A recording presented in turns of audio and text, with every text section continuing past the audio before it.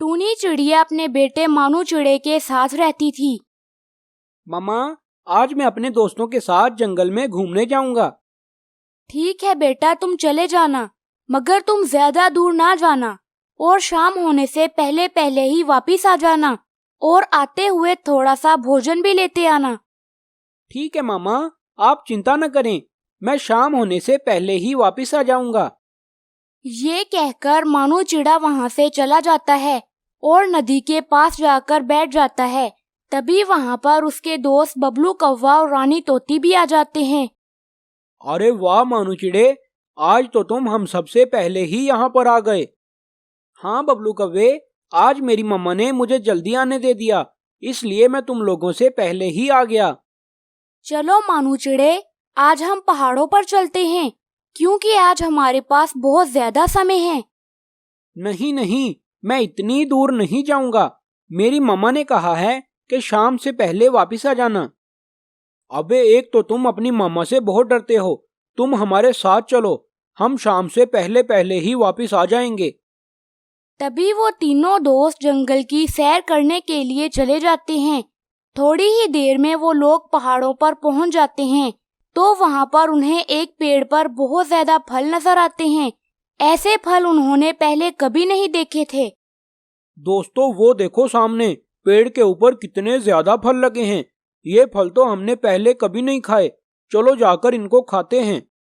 नहीं नहीं, हम लोगों ने ये फल पहले कभी नहीं देखे, हमें क्या पता कि ये फल मीठे हैं या कड़वे। मगर वो दोनों मानू चिड़े की बात नहीं सुनते और उस पेड़ के ऊपर जाकर बैठ जाते हैं।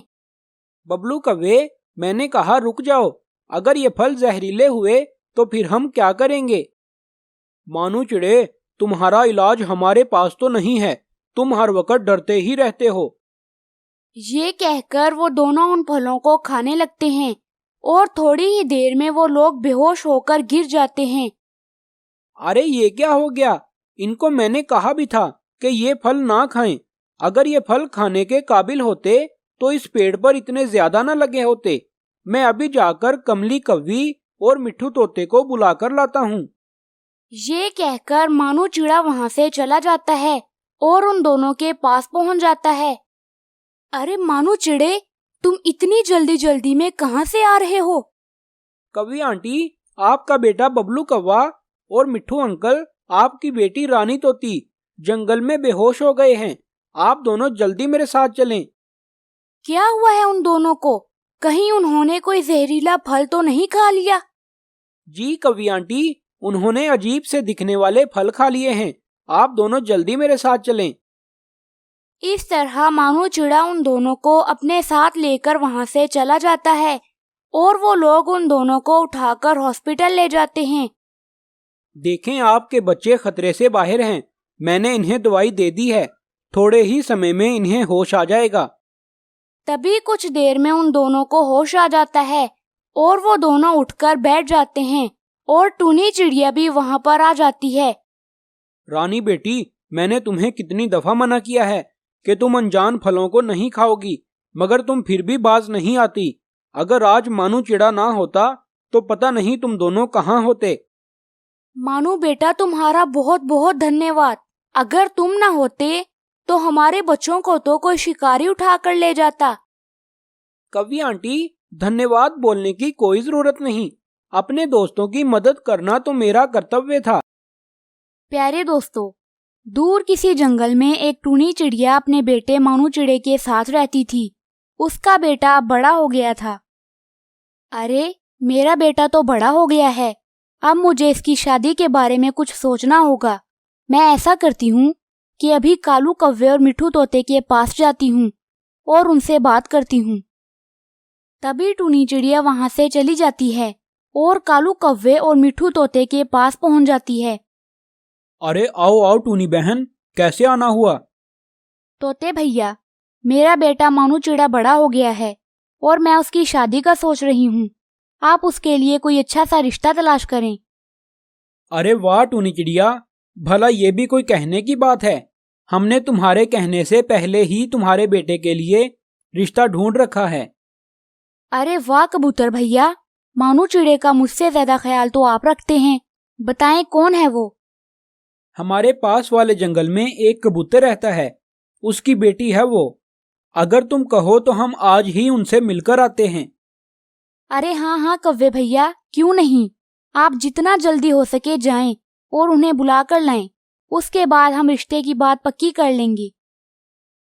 तभी कालू कौवा और मिठू तोता दूसरे जंगल की तरफ चले जाते हैं।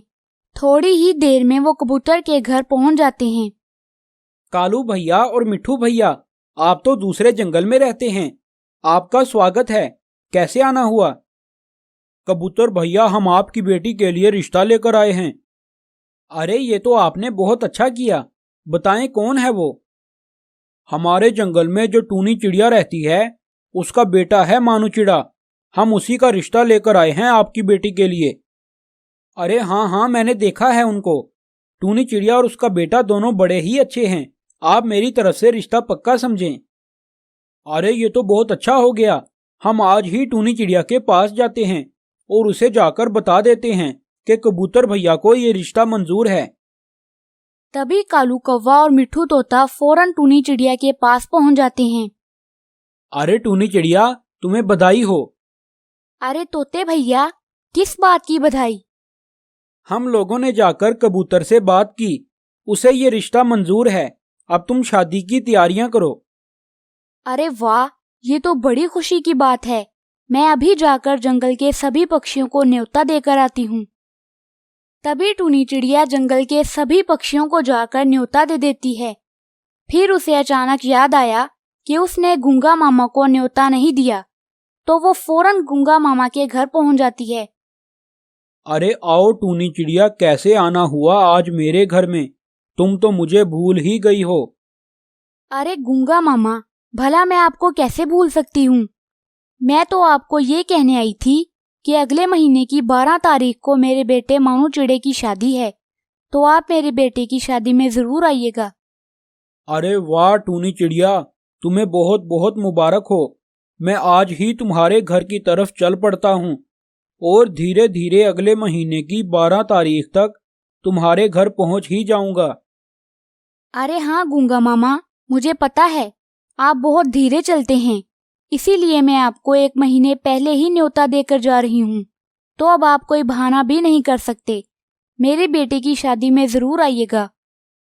अरे टूनी चिड़िया, भला मैं तुम्हारे बेटे की शादी कैसे मिस कर सकता हूँ? तुम चिंता ना करो, मैं आ जाऊंगा। बस तुम दुआ करना कि मैं जल्दी पहुंच जाऊं। तभी टूनी चिड़िया वहां से चली जाती है और गूंगा मामा टूनी चिड़िया के घर की तरफ चल पड़ता है। थोड़ी दूर जाकर वो थक जाता है। अरे मैं तो बहुत थक चुका हूँ, क्यों ना मैं थोड़ी देर आराम कर लूं, उसके बाद चलूंगा। ये कहकर गूंगा मामा सो जाता है और कई महीनों तक सोया ही रहता है। तभी सर्दियां आ जाती हैं, तो उसकी आंख खुल जाती है।